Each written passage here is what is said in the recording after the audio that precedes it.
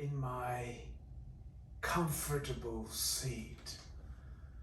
What would you like to hear on this nightly stories that I'm going to talk to you about?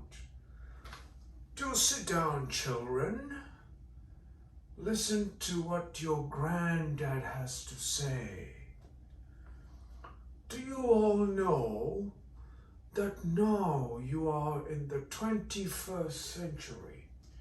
Do you know what that means? 21st century? Yes, Granddad, that means everything less than how you found it when you came here, Granddad.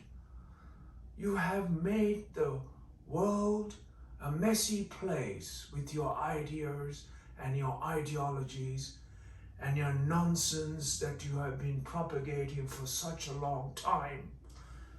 No, son. That is not what I meant by 21st century.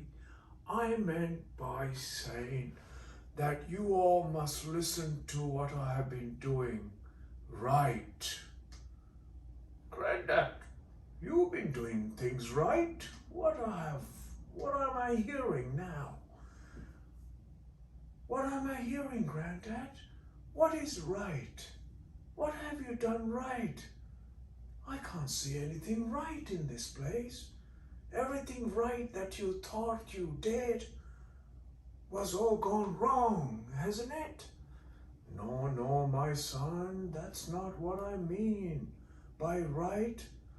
It's right to what I think it is right. It's not what you all think it should be right. That's what you mean by right. So what is wrong, Granddad? There's nothing wrong that I don't see. Everything I do is right. Everything you do and everyone else is doing is wrong. This is what you should learn, son. Has always been the way. This has been the way that we pass a law, we pass through all your ideas. But I always put my idea as the only idea that exists until I'm here. Once I'm gone, you can come up with your ideas of what to do and what not to do and what it suits you and how it's make you feel robbed. Granddad, your ideas of right has put us in a position that we haven't got a world to live. Where is this world that we've thought it was right? All the right and good people that we have elected and put into place to look after us has caused us a tremendous problem. The problem which is unbearable today. Well, let me talk to you all about, let me get my legs, be in a spiritual position with a bright light shining on me. What a lot of nonsense that has been carried on for such a long time.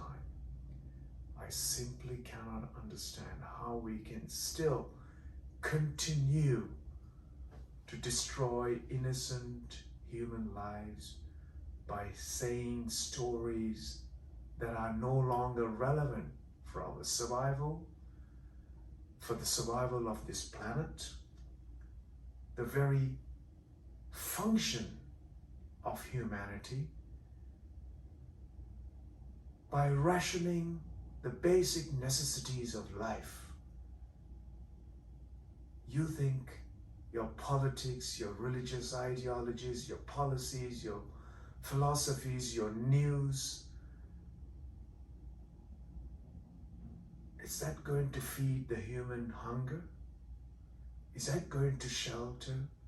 Is that going to save the humanity from illness? Is that going to move hungry, poor, struggling situations and bring humanity to an utmost well-being and health and protection, care, food, clean air, earth that we can all live and share.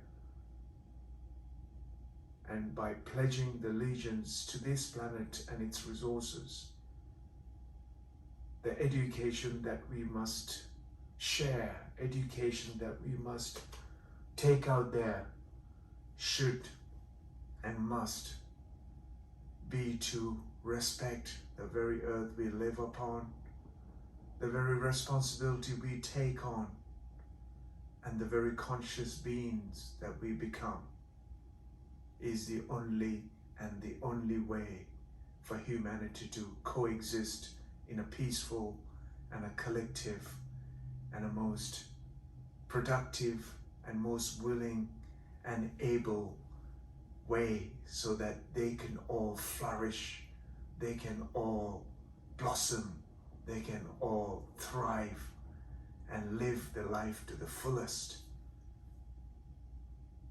Why on earth do you have to carry on doing the same mistake generation after generation after generation after generation to cripple our beautiful human species on this earth, and at the same time by destroying this earth to fulfill our greedy needs, or fulfill our greed rather than our human needs?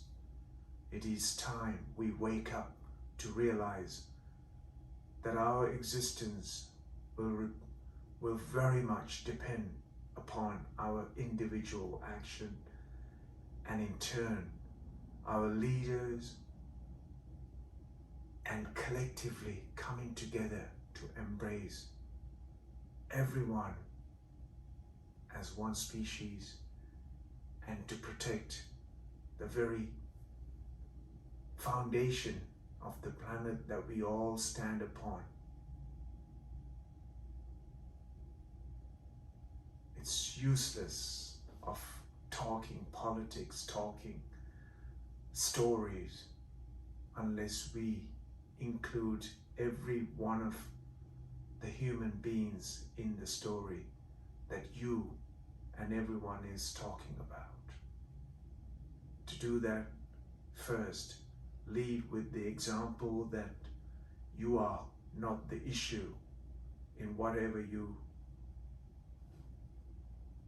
share for the well-being of the humanity, and that you are not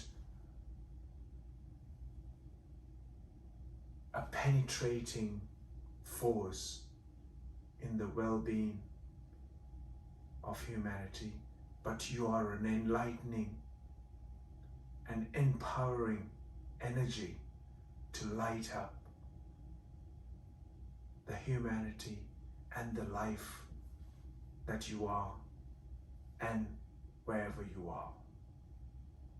With that, my story for this evening comes to a pleasant and a joyful experience of a good night and a peaceful evening.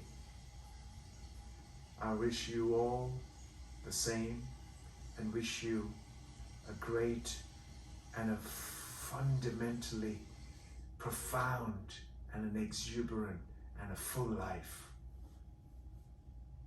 Thank you.